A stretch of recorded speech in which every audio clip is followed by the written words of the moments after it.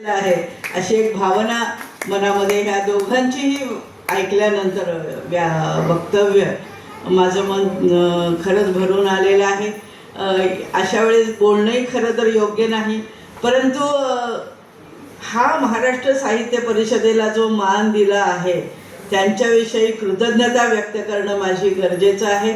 आणि महाराष्ट्र साहित्य परिषद सुरुवातीलाच आमचे प्रमुख कार्यवाह काटीकर सरांनी सांगितलं की पहिली शाखा आहे आणि या शाखेतर्फे अनेक चांगले उपक्रम आम्ही करतो आणि स्वतःहून आलेला हा एक संत साहित्याचा पुरस्कार याचे सुरुवातीचे आहे ते आमचे रणधीरजी Shinde sir, doctor Randhir Shinde sir कोल्हापूरहून आलेले, त्यांनी श्री निशिकांत गुरव यांनी त्यांच्याशी संपर्क साधला की मला बाबा महाराज आर्वीकर यांच्याविषयी पुरस्कार द्यायचा आहे, पण कसा द्यायचा, कुठे द्यायचा, सोलापूर जिल्ह्यातला असावा कारण माचणूर सोलापूर जिल्ह्यात आहे म्हणून।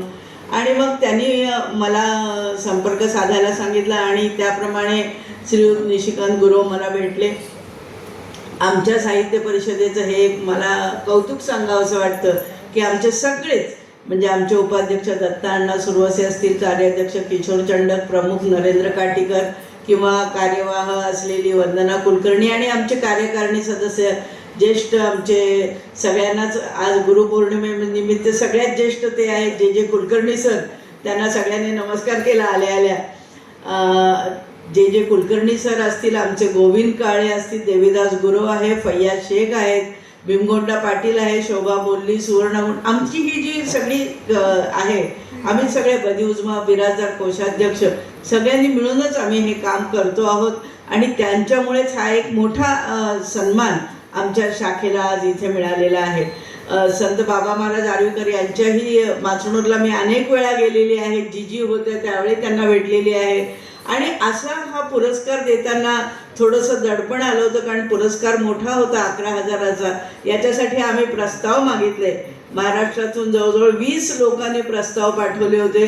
सांगलीच्या एक मॅडम होत्या, त्यांनी तर ज्ञानेश्वरीच्या प्रत्येक अध्यायावर एक एक पुस्तक लिहिलं, अशी 14 पुस्तकं त्यांची होती, 14 अध्यायाची, आणि शिवाय कबीरांची आणि इतर जवळजवळ 20 पुस्तकं त्यांनी पाठवली होती। काही लोकांनी स्वामी समर्थांवर पाठवली होती आणि हे 20 प्रस्ताव आल्यानंतर आम्ही एक त्याची कमिटी केली। आमच्या कमिटीमध्ये ज्यांचा संत साहित्याचा अभ्यास आहे ते गोविंद काळे आहेत, डॉक्टर देवीदास गुरव आहेत आणि बाहेर डॉक्टर अनिल सरजे सर आणि आम्ही ही कमिटी बसली। आम्ही सगळ्यांच खरं तर असे होते की प्रत्येकालाच पुरस्कार द्यावा, परंतु त्यामध्ये आम्ही डॉक्टर विद्यासागर पाटणगणकर यांचा तर माझा आधीपासून परिचय होता। माझ्या संत महिला संतांच्या बोधकथा या पुस्तकाची अतिशय अभ्यासपूर्ण प्रस्तावना त्यांनी मला दिलेली होती, त्यावेळी आम्ही अजून भेटलो पण नव्हतो, पण त्यांचं एकंदर सगळं कार्य बघितलं आणि मग विचार केला की इतरांच्या तुलनेमध्ये त्यांचं काम खूप मोठं आहे। 21 विद्यार्थी PhD होणं असेल किंवा अनेक सेमिनारमध्ये जाणं असेल, अनेक लेख प्रकाशित करणं हे तर विद्यापीठात काम आहे, महाविद्यालयीन प्राध्यापकाचं आहे, पण त्याशिवाय संत जनी जनार्दन यांच्या पाटणगणच्या मठामध्ये त्यांचं सगळं साहित्य अभ्यासणं, ज्ञानेश्वरीची मला वाटतं पहिली प्रत तुमच्या पाटणगणच्या विद्यापीठात हस्तलिखित प्रत आहे आजही, म्हणजे ही किती मोठी उपलब्धी यांची। आणि अशा एका व्यक्तीला संत बाबा महाराज यांचा पुरस्कार आपण द्यावा। मग आमच्या कमिटीने त्यांचं नाव, त्यांचं काम, त्यांचा अभ्यास, त्यांचा व्यासंग आणि आजही करत असलेले ते सगळं बघून आम्ही त्यांचं नाव निश्चित केलं। आणि बाबा महाराज आर्वीकर यांच्याविषयी आपल्याला माहितीच आहे की ते मूळचे विदर्भातले आहेत, वर्ध्यातले आर्वीचे आहेत